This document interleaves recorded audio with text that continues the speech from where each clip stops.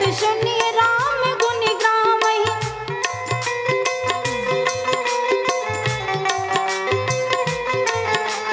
राम ही सुमिरिय गाइए राम ही, संतत सुनिए राम गुण गावहि।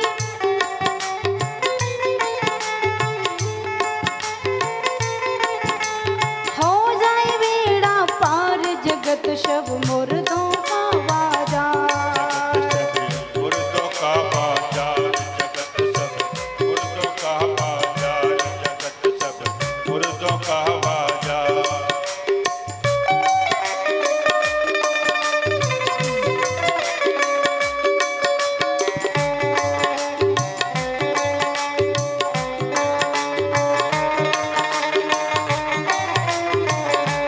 हरि की कथा श्रवण करो। का बाजार जगत सब मुर्दों का बाजार, जगत सब मुर्दों का बाजार।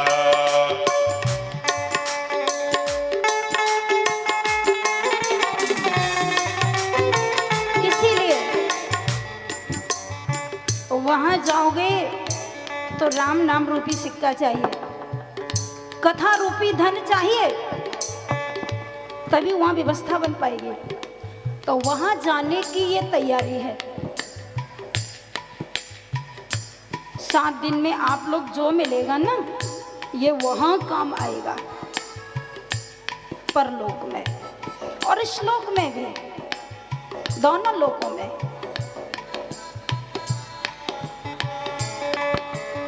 कल्याण करने वाली भगवान की ये कथा, पावन कथा।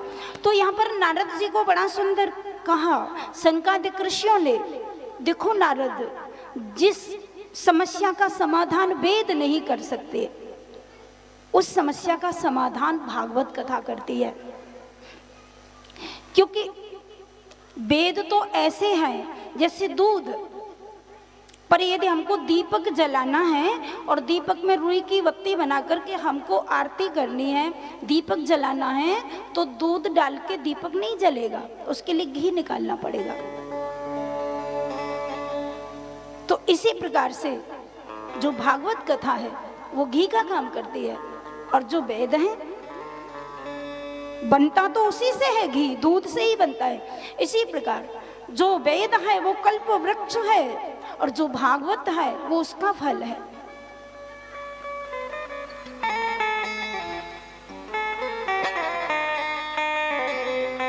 निगम कल्पतरोर्गलितं फलं सुखमुखाद मृत द्रव संयुतम् पिबतु भागवतं रसमालयम्। भागवत कथामृत रस का पान करो। तो किसी ने पूछा कब तक करो? बोले मुहुर हो, बार बार करते रहो, 1-2 बार नहीं, बार बार। मुहुर हो रसिका भुवि भावुक, रसिक बन के, भावुक बन के। एक बात कहूं, भावुकता और भाव दोनों में बड़ा अंतर है। एक तो होता है भाव, एक होती है भावुकता। भावुकता सबके अंदर हो सकती है, परंतु भाव भक्तों के ही अंदर होता है। बहुत सुंदर प्रसंग है, आप लोग आगे श्रवण करेंगे। तो इसमें नारद जी ने जब प्रश्न किया कि महाराज ठीक है, अच्छा कार्य किया जाए, सत्कार्य किया जाए, उससे कल्याण हो जाए, ये संभव है, परंतु आप कहते हैं कि भागवत कथा ऐसी कथा है जो पापियों को भी तार देती है। एक बार जो श्रवण कर लेता है तो उसे मुक्तिदानेन गर्जति, मुक्ति देने की गर्जना यदि कोई शास्त्र करता है तो श्रीमद् भागवत कथा करती है। तो इस कथा को और किसी ने सुना है क्या? कोई पापी भी इस कथा को सुन के तरा है क्या? इसके लिए सनकादिक ऋषियों ने बड़ा सुंदर प्रसंग श्रवण कराया।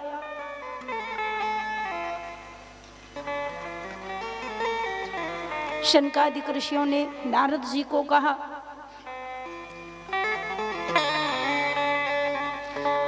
गंगा द्वार समीपे तु तत् आनंद नामकम।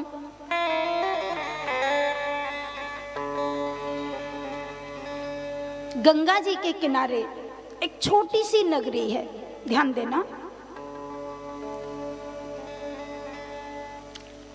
गंगा द्वार समीपे तु तट आनंद नामकम। आनंद नाम का तट, जहां पर बड़ी सुंदर गंगा जी प्रवाहित हो रही हैं और वहां पर एक सुंदर नगरी है। उस नगरी का नाम है तुंगभद्रा और उसमें एक ब्राह्मण रहते हैं। तुंगभद्रा तटे पूर्वम भूतपत्तनमुत्तमम। तुंगभद्रा नदी के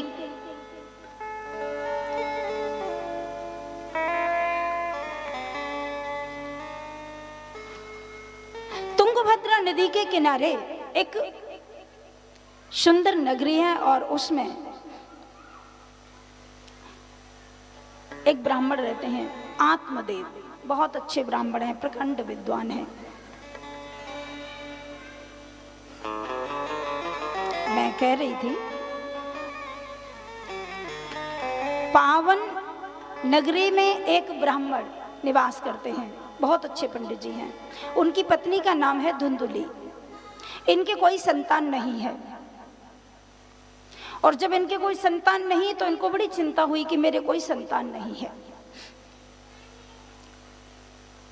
बहुत प्रयास किया। ब्राह्मण बहुत अच्छे हैं, कर्मकांडी ब्राह्मण हैं, पूजा पाठ करते हैं, स्वाध्याय जप तप सब कुछ करते हैं। पत्नी बड़ी विचित्र है। पति के लक्षण अलग हैं, पत्नी के अलग हैं। पति जो कहते हैं उसको पत्नी कभी नहीं मानती, बिल्कुल उल्टा चलती है। ऐसा बहुत जगह होता है।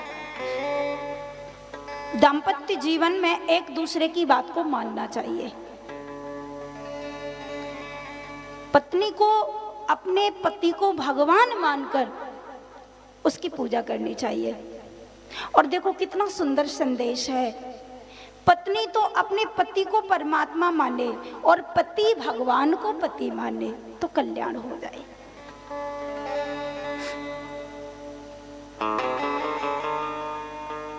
दोनों के अंदर भक्ति पैदा हो जाए, भगवान के चरणों में रति मति पैदा हो जाए, कल्याण हो जाए। दाम्पत्य जीवन में कितनी दिव्यता आ जाए, कितनी सुंदरता आ जाए। तो पत्नी बड़ी विचित्र है, वो पति की बात नहीं मानती। उसका नाम है धुंधुली। कोई संतान नहीं। ब्राह्मण को बड़ी चिंता हुई, क्या करूं, मन नहीं लगता है। एक गाय लेके आए, इसको पालूंगा तो मेरे तो बेटा बिटिया नहीं, कम से कम इसके कोई बच्चा होगा, तो इसी को मन लगाऊंगा।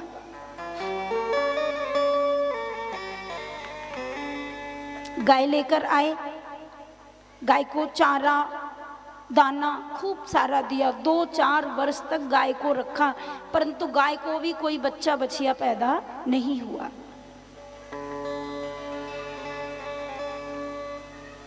अब तो और परेशानी। वृक्षारोपण करते हैं, एक बगीचा लगाया ब्राह्मण ने, और जैसे ही बगीचा लगाया तो बगीचा भी सूख गया 2-4 दिन के बाद। बाजार जाते हैं, हरी हरी सब्जी लेके आते हैं और बाजार से जब लाते हैं तो सब्जी हरी होती है और ब्राह्मण उसको छू लेते हैं तो सब्जी सूख जाती है। बड़ा कष्ट हुआ। कुछ लोग बहकाने वाले पड़ोसी, उन्होंने कहा बेटा तो है नहीं तेरे, तू तो बहुत अभागा है, मरने के बाद भूत बन जाएगा, कह दिया। ऐसे बहुत लोग हैं, उनको ऐसा लगता है कि हमारा उद्धार पुत्र ही करेगा और यदि पुत्र नहीं है तो हमारा उद्धार नहीं होगा। खबरदार, भूल जाना इस बात को। किन किन के बेटों ने उद्धार किया है? अरे बेटा हो तो प्रहलाद जैसा हो तो अच्छी बात है, धुंधकारी जैसा हो तो न हो तो अच्छा है। क्या जरूरत है उसकी? और यदि धुंधकारी जैसा ही हो, कंस जैसा ही हो, राक्षस हो तो बेटा न हो बिटिया हो, बहुत अच्छी बात है। भजन करत बिटिया भले, बिना भजन नहीं पूत, और शबरी की मुक्ति भई, धुंधकारी भय भूत।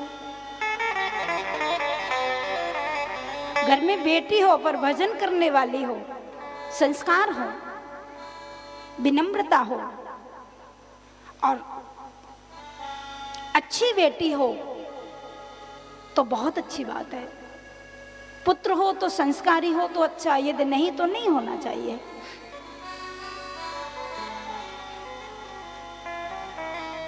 तो यहाँ पर इनको कोई संतान नहीं तो बड़ी चिंता हुई। एक दिन मन बड़ा बेचैन हुआ, वन को निकल गई। आज भी लोग जब हैरान होते हैं तो साधु संतों के आश्रम पर क्यों जाते हैं? कोई नौकरी के लिए जाता है, कोई बच्चे के लिए जाता है, कोई व्यापार के लिए, भगवान के लिए कोई नहीं जाता है। किसी संत के पास जाकर के ये कोई नहीं कहता कि हमें ठाकुर जी का दर्शन कैसे होगा। कुछ न कुछ स्वार्थ के लिए लोग जाते हैं, परंतु नहीं, यदि आपको किसी अच्छे संत का दर्शन हो, आपके किसी अच्छे संत से भेंट हो जाए, तो मैं कहती हूं संत का क्षण बर्बाद नहीं करना चाहिए। बेटा बिटिया का प्रश्न संत के सामने नहीं रखना चाहिए, नौकरी बिजनेस का प्रश्न संत के सामने नहीं रखना चाहिए। संत का दर्शन हो ही गया है तो संत से एक ही प्रार्थना करनी चाहिए कि मुझे बांके बिहारी का दर्शन कराओ, मुझे नंद के लाला से मिलवा दो।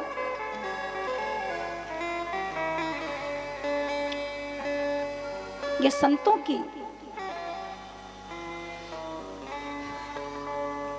की सिफारिश से हमें भगवान का दर्शन होता है।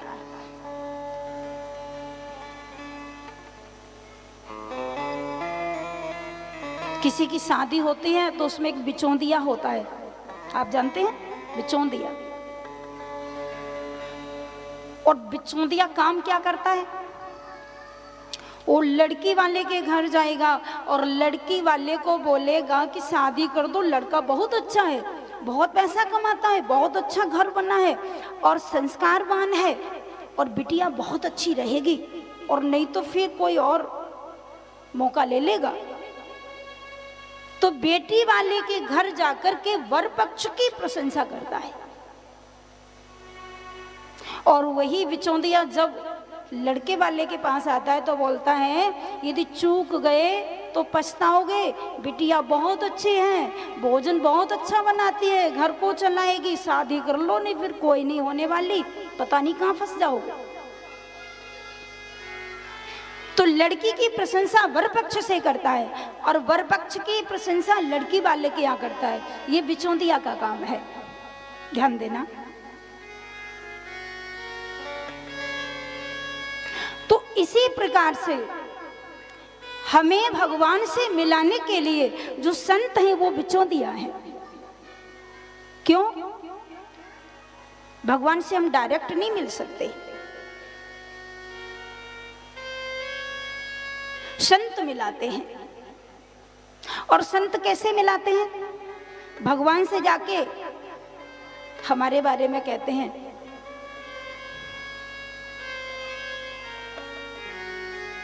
क्या कहते हैं भगवान से? भगवान को जाकर हमारी व्यथा सुनाते हैं और कहते हैं बेचारा दुखी आत्मा है, आप तो भगवान हैं, आप तो परमात्मा हैं और आपकी शरण में आ रहा है तो उसको स्वीकार कर लो, क्या परेशानी है?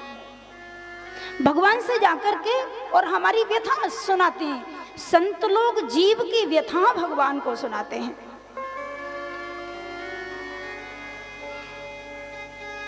और वही संत जब जीव के पास आते हैं तो उसको भगवान की कथा सुनाते हैं। देख ले, भगवान के भजन के बिना मरना ही पड़ेगा, अरे कम से कम दुनियादारी छोड़ के भगवान की शरण में चला जा, नहीं तो बुरी तरह बर्बाद हो जाएगा। ठाकुर जी की कथा हमें सुनाते हैं, हमारी व्यथा भगवान को सुनाते हैं और दोनों को मिला देते हैं। ये बिचौलिया का काम, ये संतों का काम है। आपको पता है हनुमान जी ने सुग्रीव को राम जी से मिलाया और कैसे मिला दिया। भगवान राम से हनुमान जी ने कहा,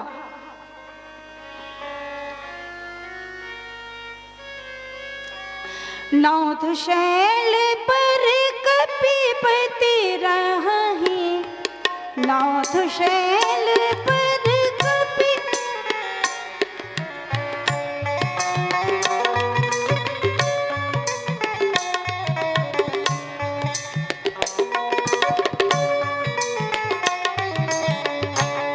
सुग्रीव दास तब आई,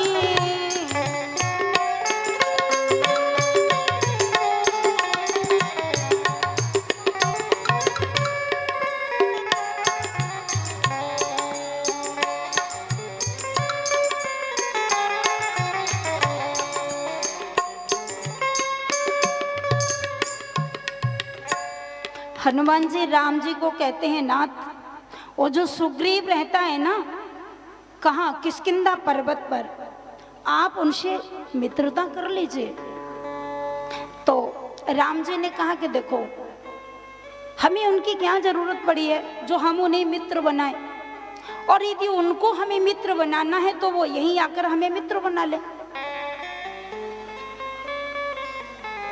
हनुमान जी ने कहा वो यहाँ नहीं आएगा, आपको ही जाना पड़ेगा। लक्ष्मण जी ने कहा हम इतने कमजोर नहीं है जो हम उसकी मित्रता करने के लिए उससे हम वहां जाएंगे, हम क्यों जाएंगे।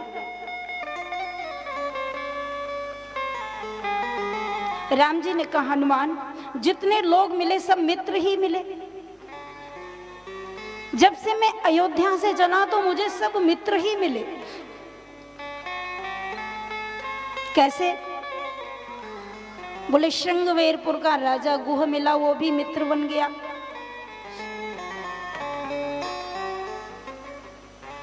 और जितने लोग वनवास में मिल रहे हैं, क्योंकि भगवान का स्वभाव ही इतना सुंदर है कि भगवान के स्वभाव को देख करके हर कोई उनका मित्र बन जाता है। राम जी का स्वभाव सरल है। भगवान राम किसी को सेवक के रूप में देखते ही नहीं, सबको मित्र बना लेते हैं।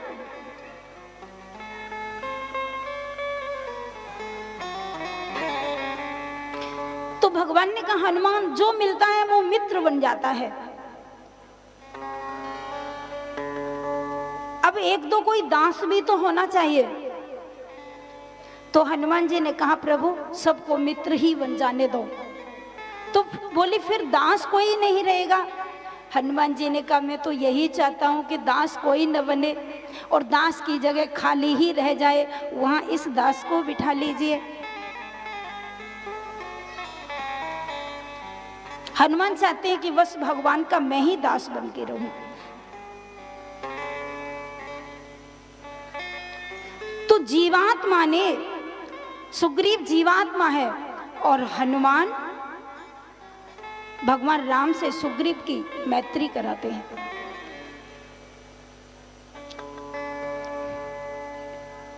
एक है जीवात्मा और एक है परमात्मा, और जीवात्मा को परमात्मा से मिलाने वाला है महात्मा।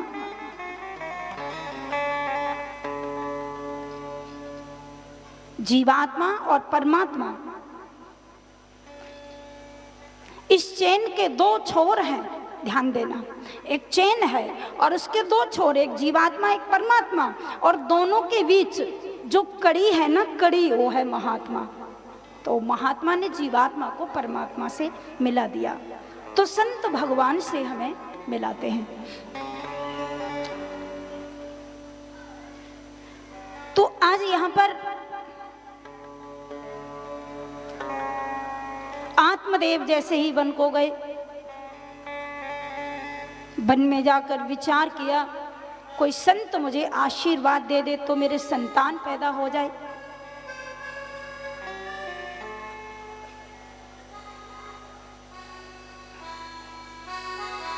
सोचने लगे यदि कोई संत, बताते हैं कि संत का आशीर्वाद कभी निष्फल नहीं होता है, तो किसी संत का मुझे दर्शन हो जाए, कोई संत प्रसन्न होकर मुझे आशीर्वाद दे दे तो मेरे संतान पैदा हो जाए।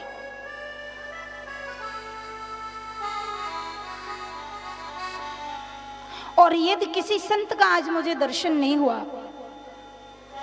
तो ब्राह्मण ने सोचा मैं प्राण दे दूंगा, यहीं मर जाऊंगा, घर नहीं जाऊंगा। सवेरे से शाम तक बैठा रहा वह ब्राह्मण बेचारा, और जब शाम तक कोई संत का दर्शन नहीं हुआ तो शाम के समय वो लकड़ी इकट्ठी करके और उसको जलाने लगा और बोला मैं इसी में भस्म हो जाऊंगा, घर नहीं जाऊंगा। तब तक एक संत का दर्शन हुआ, एक संत आ गए। ध्यान देना, संत कौन थे? भगवान संत बन के आ गए। भगवान जैसे ही संत बन के आए,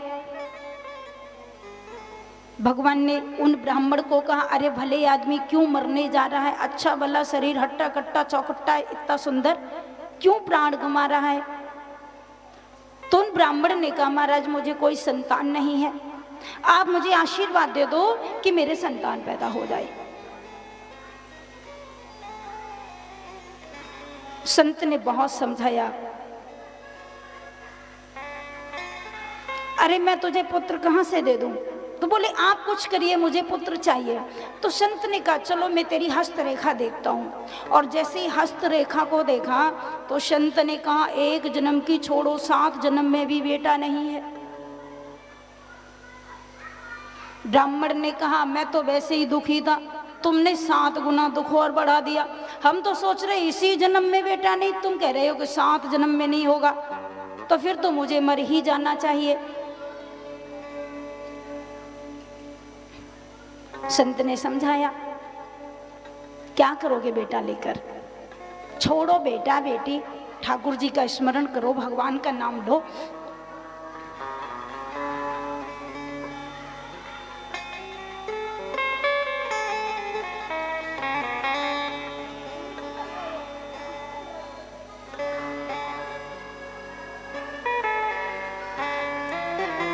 राधे राधे, जय जय श्री राधे।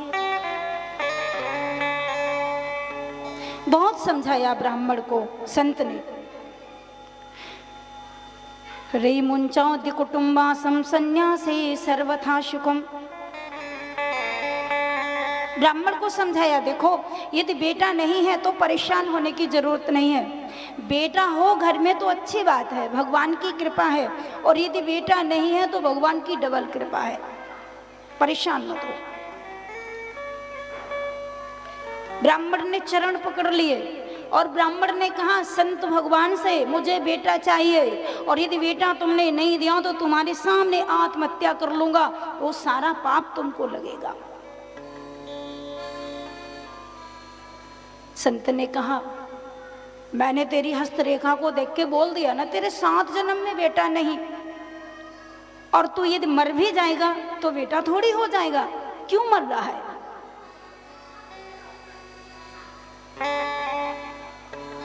अब तो ब्राह्मण पीछे पड़ गया, मुझे बेटा चाहिए। लेकिन संतों का स्वभाव दया भरा हुआ है, हृदय में बड़ी दया है, बेचारा मर जाएगा। बहुत सोचा इसके तो 7 जन्म में भी बेटा नहीं है, लेकिन मुझे कुछ करना पड़ेगा। जब बार बार मना किया